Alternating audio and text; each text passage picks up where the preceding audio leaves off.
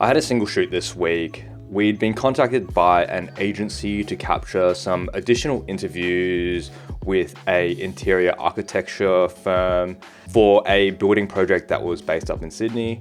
We were shooting all the Melbourne portions of the interviews, so we had a couple of interviews that we had to capture with this architecture firm. The schedule was pretty tight, with 2 hours allocated to get the interviews as well as the corresponding overlay with the architects. This was also including the bump-in time, but I'd spoken to our client to see if we could get into the location earlier so that we could have everything set up so that when the architect that we were interviewing was ready, they were able to sit down and we could get started with the interview. We managed to get in a little bit earlier to start bumping in equipment, but since the parking around the area was so bad, finding a parking spot ate into a bit of the setup time we had. So it added a bit more pressure to get everything set up in a timely manner.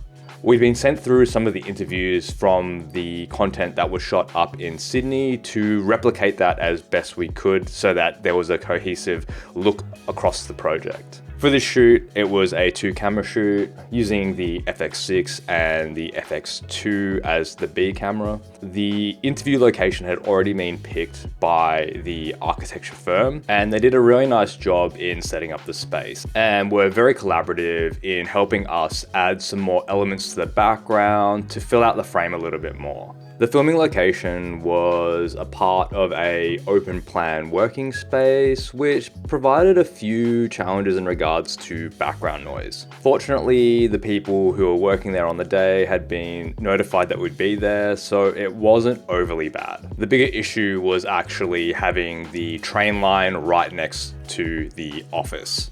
I haven't done a huge amount of 2-camera interviews as of late, but having the monitor and control app to be able to monitor the FX2 was an absolute lifesaver so that I could tell if I needed to adjust the exposure or reframe, if the lighting changed or the talent moved. It ended up being a smooth shoot with a couple of delays due to having to stop to wait for trains to pass for audio, but I was really happy with the look of the final image. Thanks for watching, and I'll catch you in the next vlog.